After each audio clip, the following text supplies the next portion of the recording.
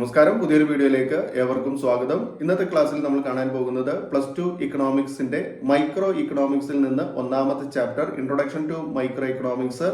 അതിലെ PPCയും MOCയും തമ്മിലുള്ള ഒരു റിലേഷൻഷിപ്പ് പഠിക്കാനുണ്ട്. അതുപോലെ തന്നെ PPCയും സെൻട്രൽ പ്രോബ്ലംസ് ഓഫ് ആൻ എക്കോണമിയും തമ്മിലുള്ള ഒരു ഗ്രാഫിക്കൽ പ്രസന്റേഷൻ പഠിക്കാനുണ്ട്.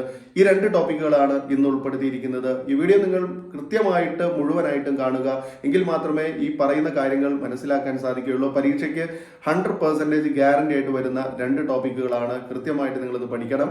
അപ്പൊ നമുക്ക് നോക്കാം. PPCയുമായി ബന്ധപ്പെട്ട് പറയുന്ന ഒന്ന്, അതായത് മാർജിനൽ ഓപ്പർച്യൂണിറ്റി കോസ്റ്റും അതുപോലെ തന്നെ PPCയും തമ്മിലുള്ള റിലേഷൻഷിപ്പ് ആണ്. Relation between marginal opportunity cost and production possibility curve. Okay, there exists an inseparable relationship between MOC and PPC എന്നാണ് പറയുന്നത്. MOCയും PPCയും തമ്മിൽ നമുക്ക് വിഭജിക്കാനാകാത്ത രീതിയിലുള്ള അല്ലെങ്കിൽ മാറ്റി നിർത്താനാകാത്ത രീതിയിലുള്ള ഒരു റിലേഷൻഷിപ്പ് രണ്ടു കൂട്ടരും തമ്മിലുണ്ട്. അപ്പൊ നമുക്കിവിടെ ഇതിന്റെ 3 കർവുകളാണ് ഇതുമായി ബന്ധപ്പെടുത്തി പഠിക്കാനുള്ളത്. അപ്പൊ ആ 3 കർവുകള് ചിലപ്പോൾ പരീക്ഷയ്ക്ക് ചോദിക്കുന്ന ഡിഫറെന്റ് ഷേപ്പ് ഓഫ് PPC എന്നായിരിക്കാം. അപ്പൊ നമുക്ക് ഒരു ടേബിളിലൊക്കെ ആയിരിക്കും ഇത് തരിക. MOCയിൽ എന്ത് സംഭവിക്കുന്നു, അതിനനുസരിച്ച് കർവ് എങ്ങനെ മാറുന്നു എന്നുള്ളതായിരിക്കാം ടേബിളിൽ തരിക. ഓക്കെ, അപ്പോൾ ഡിഫറെന്റ് ഷേപ്പ് ഓഫ് MOC അല്ലെങ്കിൽ കംപ്ലീറ്റ് ദ ഫോളോവിങ് എന്നൊക്കെ പറഞ്ഞിട്ടായിരിക്കാം ചിലപ്പോൾ ചോദ്യം വരിക. അല്ലാതെ relationship between MOC and PPC എന്നുള്ള ചോദ്യം സാധാരണ ഞാൻ കണ്ടിട്ടില്ല. അങ്ങനെ വന്നതായിട്ട് എനിക്ക് അറിവില്ല. പക്ഷെ വരുന്നത് ചിലപ്പോൾ ഈ രൂപത്തിലായിരിക്കാം. അതായത് MOCയിൽ ഉണ്ടാകുന്ന മാറ്റം, അതിനനുസരിച്ച് കർവിൽ എങ്ങനെ മാറ്റം ഉണ്ടാകുന്നു, PPCയിൽ എങ്ങനെ മാറ്റം ഉണ്ടാകുന്നു, ആ റിലേഷൻഷിപ്പാണ് നമ്മളിവിടെ കാണിക്കാൻ പോകുന്നത്. ഓക്കെ, അപ്പൊ നമ്മൾ ഓൾറെഡി പറഞ്ഞു PPCയും MOCയും തമ്മിൽ എന്താണ് മാറ്റി നിർത്താനാവാത്ത രീതിയിലുള്ള റിലേഷൻഷിപ്പ് ഉണ്ട്. ആ റിലേഷൻഷിപ്പ് എന്ന് പറയുന്നത് MOCയിൽ മാറ്റം ഉണ്ടാകുന്നു. MOC എന്താണെന്ന് നമ്മൾ നേരത്തെ കണ്ടു കഴിഞ്ഞതാണ്, മാർജിനൽ ഓപ്പർച്യൂണിറ്റി കോസ്റ്റ് ആണ്. MOC എന്ന് പറഞ്ഞാൽ എന്താ തിയറി പറഞ്ഞിരുന്നത്? MOC means the additional cost in terms of a number of units of goods sacrificed to produce an extra unit of other good എന്നുള്ളതാണ്. അതായത് മറ്റൊരു ഉൽപ്പന്നം നിർമ്മിക്കുന്നതിന് വേണ്ടി നമ്മൾ സാക്രിഫൈസ് ചെയ്യുന്ന വസ്തുവിന്റെ എണ്ണത്തിലുള്ള എണ്ണം അല്ലെങ്കിൽ അളവാണ് എന്ത് MOC എന്ന് പറയുന്നത്. മാർജിനൽ ഓപ്പർച്യൂണിറ്റി കോസ്റ്റ് എന്ന് പറഞ്ഞാൽ അധിക അവസര ചെലവാണ് അല്ലെങ്കിൽ സീമാന്ത അവസര ചെലവാണ്. അതായത് നമ്മൾ ഒരു ഉൽപ്പന്നത്തിന്റെ അളവ് കൂട്ടാൻ വേണ്ടി, ഒരു യൂണിറ്റ് കൂട്ടാൻ വേണ്ടി മറ്റൊരു ഉൽപ്പന്നത്തിന്റെ അളവിൽ ഉണ്ടാകുന്ന പരിത്യാഗമാണ് MOC. അപ്പൊ ഈ MOC നമ്മൾ കൂട്ടുമ്പോ അല്ലെങ്കിൽ കുറയ്ക്കുമ്പോ അവിടെ എന്തുണ്ടാകും? ഒരു കൂടലും കുറയലും ഉണ്ടാകും അല്ലെ? MOCയിൽ മാറ്റം ഉണ്ടാകും. അപ്പൊ MOCയിലെ മാറ്റം എന്ന് പറയുന്നത്, ചേഞ്ച് ഓഫ് MOC എന്ന് പറയുന്നത് 3 തരത്തിലാണ്. അത് ആദ്യം മനസ്സിലാക്കുക. ചേഞ്ച് ഓഫ് MOC എന്ന് പറയുന്നത് MOC ഇൻക്രീസ് ചെയ്യാം. when MOC increases, അതാണ് ഒന്നാമത്തെ കേസ്.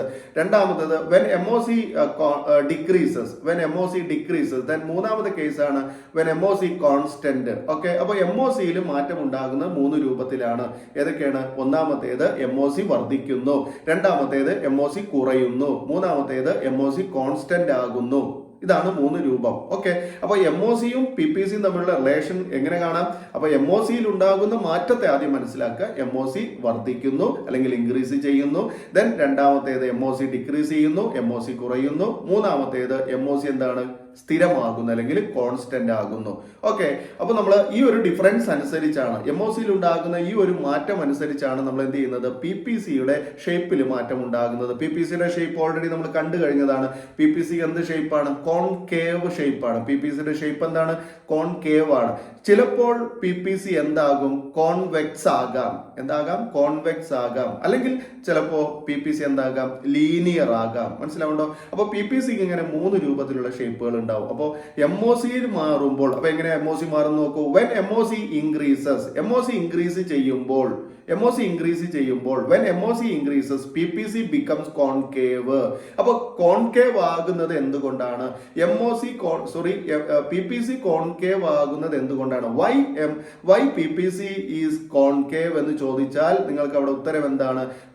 MOC increases എന്നുള്ളതാണ്. when MOC increases, MOC കൂടിയാൽ, MOC വർദ്ധിച്ചാൽ, അതായത് ഒരു ഉൽപ്പന്നത്തിന്റെ അളവ് കൂട്ടുമ്പോൾ, ഒരു യൂണിറ്റ് കൂട്ടുമ്പോൾ മറ്റൊരു ഉൽപ്പന്നം അവിടെ പരിത്യജിക്കപ്പെടും അല്ലെങ്കിൽ സാക്രിഫൈസ് ചെയ്യപ്പെടും. അങ്ങനെ സാക്രിഫൈസ് ചെയ്യപ്പെടുമ്പോൾ അവിടെ എന്ത് സംഭവിക്കും? PPCയില് ഷേപ്പ് കോൺകേവ് ആയി മാറുന്നു.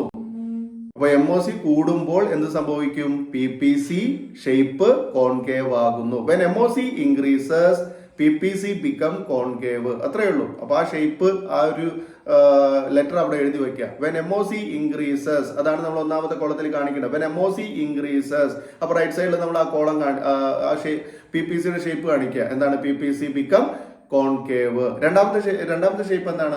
വെൻ MOC ഡിക്രീസസ്, MOC കുറയുമ്പോൾ. വെൻ MOC ഡിക്രീസസ് എന്ത് സംഭവിക്കും? PPC ബിക്കം കോൺവെക്സ് അല്ലെ? PPC become convex. എന്താണ്? MOC കുറയുമ്പോൾ PPC എന്താകും? കോൺവെക്സ് ആകും. ക്ലിയർ അല്ലേ? When MOC decreases PPC become convex. Okay, MOC കുറയുമ്പോൾ PPC കോൺവെക്സ് ആകൃതിയാകുന്നു. ദെൻ മൂന്നാമത്തേത് എന്താണ്? When MOC become constant, MOC become constant. MOCയിൽ കൂടലും കുറയലും ഇല്ല. MOC ഒരേ രീതിയിലാണ് നിൽക്കുന്നത്, മാറ്റമില്ല. MOC മാറ്റമില്ലാതെ നിൽക്കുന്നു. When MOC become constant PPC എന്താകും? PPC കർവ് ലീനിയർ ആകും. എങ്ങനെ ലീനിയർ ആകുന്നത്? അതായത് എക്സ് ആൻഡ് വൈ ആക്സിസിൽ ടാൻജന്റ് ചെയ്തുകൊണ്ട് കർവ് വരും. അതാണ് ലീനിയർ എന്നതുകൊണ്ട് ഉദ്ദേശിച്ചത്. ക്ലിയർ അല്ലേ? അപ്പൊ ഇത്രയും കാര്യങ്ങളാണ് ഈ ഒരു ടോപ്പിക്കിലുള്ളത്. വളരെ സിമ്പിൾ ആയിട്ടുള്ള ഒരു ടോപ്പിക്കാണ്, ഈസി ആയിട്ട് പഠിക്കാൻ പറ്റും. രണ്ടാമത്തെ ഒരു ടോപ്പിക്കാണ് graphical presentation of central problems of an economy എന്നുള്ളത്. സെൻട്രൽ പ്രോബ്ലംസ് ഓഫ് ആൻ എക്കോണമിയുടെ ഗ്രാഫിക്കൽ പ്രസന്റേഷൻ അത് PPCയുമായി ബന്ധപ്പെട്ടാണ് നമുക്ക് പഠിക്കാനുള്ളത്. Okay, we can explain the central problems of an economy in a graphical presentation with the help of PPC. അതായത് PPCയുടെ സഹായത്തോടു കൂടിയാണ് നമ്മൾ എന്ത് ചെയ്യുന്നത്? സെൻട്രൽ പ്രോബ്ലംസ് ഓഫ് ആൻ എക്കോണമിയുടെ ചിത്രീകരണം കൊടുക്കുന്നത്. അപ്പൊ സെൻട്രൽ പ്രോബ്ലംസ് ഓഫ് ആൻ എക്കോണമിയുമായി ബന്ധപ്പെട്ട് PPCയെ കണക്ട് ചെയ്യുമ്പോൾ നമുക്ക് ഈ ചോദ്യം വരുന്നത്, ഒരു PPC കർവ് നമുക്ക് തരും. ഓക്കെ, പ്രൊഡക്ഷൻ പോസിബിലിറ്റി കർവ് തരും ചോദ്യത്തിൽ. എന്നിട്ട് അവിടെ നമ്മളോട് പറയും 3 കാര്യങ്ങൾ രേഖപ്പെടുത്താൻ വേണ്ടിയിട്ട്. ആ 3 കാര്യങ്ങൾ എന്താണ്? ഗ്രോത്ത് ഓഫ് റിസോഴ്സ് 1, രണ്ടാമത്തേത് ഫുള്ളി യൂട്ടിലൈസേഷൻ ഓഫ് റിസോഴ്സ്, അതുപോലെ മൂന്നാമത്തേത് അണ്ടർ യൂട്ടിലൈസേഷൻ ഓഫ് റിസോഴ്സ്. ഇങ്ങനെ റിസോഴ്സസിന്റെ 3 ഉപയോഗങ്ങൾ നമ്മൾ ആ PPCയിൽ രേഖപ്പെടുത്താൻ വേണ്ടി പറഞ്ഞാൽ അതിന് 3 മാർക്കാണ്. അതാണ് ഇവിടെ ഈ ഗ്രാഫിക്കൽ പ്രസന്റേഷൻ എന്ന് പറയുന്നത്. PPCയും ഗ്രാഫിക്കൽ പ്രസന്റേഷനും, അതായത് സെൻട്രൽ പ്രോബ്ലംസ് ഓഫ് ആൻ എക്കോണമിയുടെ ഗ്രാഫിക്കൽ പ്രസന്റേഷൻ എന്നുകൊണ്ട് ഉദ്ദേശിക്കുന്നത്. ഓക്കെ, അപ്പോ mark the below items on the PPC എന്നൊക്കെ പറഞ്ഞുകൊണ്ട് ചോദ്യം വന്നേക്കാം. ഓക്കെ, അപ്പൊ താഴെ തന്നിരിക്കുന്നവയെ PPCയിൽ മാർക്ക് ചെയ്യാൻ വേണ്ടിയിട്ടാണ് പറയുക. അപ്പൊ താഴെ തന്നിരിക്കുന്നവയെ എന്ന് പറഞ്ഞാൽ ഇവിടെ എന്തൊക്കെയാണ് തരുന്നത്? ഒന്ന് ഗ്രോത്ത് ഓഫ് റിസോഴ്സസ് ആണ് തരുന്നത്. രണ്ടാമത്തേത് fully and efficient utilization of resources ആണ്. മൂന്നാമത്തേത് under utilisation of resources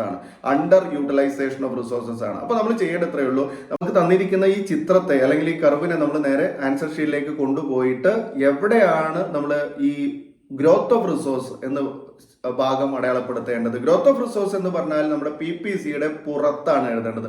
PPC curve നമുക്ക് തന്നിട്ടുണ്ടാകും. ആ PPC കർവിന്റെ മുൻഭാഗത്തായിട്ട്, ഉള്ളിലല്ല പുറത്തായിട്ട് നമ്മൾ എന്ത് ചെയ്യുന്നു? ജസ്റ്റ് ഒരു പോയിന്റ് മാർക്ക് ചെയ്തിട്ട് അവിടെ ജസ്റ്റ് ഇങ്ങോട്ട് ഒരു ആരോ മാർക്ക് പോലെ വരച്ചിട്ട് എഴുതി വെച്ചാൽ മതി. എന്ത്? ഗ്രോത്ത് ഓഫ് റിസോഴ്സ് എന്നുള്ളത്. ഓക്കെ, കാരണം നമ്മുടെ ലഭ്യമായിട്ടുള്ള വിഭവത്തെക്കാൾ കൂടുതലായിട്ട് വിഭവം വേണം നമുക്ക് ഈ ഗ്രോത്ത് ഓഫ് റിസോഴ്സസ് ഉണ്ടാക്കണമെങ്കിൽ എന്നുള്ളതാണ് ഉദ്ദേശിച്ചത്. ദെൻ രണ്ടാമത്തേത് fully or efficient utilization of resource എന്നുള്ളതാണ്. ഫുള്ളി യൂട്ടിലൈസേഷൻ അല്ലെങ്കിൽ fully and efficient utilization of resource എന്ന് പറയുന്ന ആ ഒരു സെന്റൻസ് നമ്മൾ മാർക്ക് ചെയ്യേണ്ടത് എവിടെയാണ്? PPC കർവിന്റെ മുകളിലാണ്. ഓക്കെ, PPC കർവിൽ നിന്ന് നമ്മൾ ഒരു ആരോ മാർക്ക് പുറത്തേക്ക് വരച്ചിട്ട് ആ ആരോ മാർക്കിൽ എഴുതി വെക്കുക fully or efficient utilization of resource എന്നുള്ളത്. ഓക്കെ, അപ്പൊ fully and efficient utilization of resource എന്ന് പറയുന്നത് എവിടെയാണ് കാണിക്കുക? അത് നമ്മൾ ആ PPC കർവിലാണ്. കാരണം എന്താ? ലഭ്യമായ വിഭവങ്ങൾ മുഴുവനായിട്ടും ഉപയോഗിക്കുമ്പോഴാണ് നമുക്ക് PPC കിട്ടുന്നത്. അതുകൊണ്ടാണ് നമ്മൾ ഫുള്ളി, അതായത് മുഴുവൻ എന്നുള്ള അർത്ഥത്തിലുള്ള ഒരു സെന്റൻസ് അവിടെ ചേർക്കുന്നത്. പിന്നെ പാർഷ്യൽ യൂട്ടിലൈസേഷൻ അല്ലെങ്കിൽ അണ്ടർ യൂട്ടിലൈസേഷൻ ഓഫ് റിസോഴ്സസ് ആണ്. അണ്ടർ യൂട്ടിലൈസേഷൻ ഇപ്പോൾ നിങ്ങൾക്ക് എവിടെയാണ് മാർക്ക് ചെയ്യേണ്ടത് നിങ്ങൾക്ക് നന്നായിട്ട് അറിയണ്ടാവും. അണ്ടർ യൂട്ടിലൈസേഷൻ എന്ന് പറഞ്ഞാൽ PPCയുടെ ഉൾഭാഗത്തായിട്ടാണ് നമ്മൾ അത് വരച്ചു വെക്കേണ്ടത്. ഓക്കെ, PPCയുടെ അകത്താണ് നമ്മൾ അകത്ത് ഒരു പോയിന്റ് മാർക്ക് ചെയ്തിട്ട് ഒരു ആരോ മാർക്ക് പുറത്തേക്ക് വരയ്ക്കുക. എന്നിട്ട് അവിടെ നമ്മൾ എഴുതുക എന്ത്? അണ്ടർ യൂട്ടിലൈസേഷൻ ഓഫ് റിസോഴ്സ് അല്ലെങ്കിൽ പാർഷ്യൽ യൂട്ടിലൈസേഷൻ ഓഫ് റിസോഴ്സ് എന്നുള്ളത്. ക്ലിയർ ആയോ? അപ്പൊ ഈ 2 കാര്യങ്ങൾ ഇമ്പോർട്ടന്റ് ആണ്. ഇതിൽ ഏതെങ്കിലും ഒന്ന് പരീക്ഷയ്ക്ക് നിർബന്ധമായിട്ടും വരുന്നതാണ്. 3 മാർക്ക് വെച്ചിട്ടാണ് ചോദ്യം വരുന്നത്.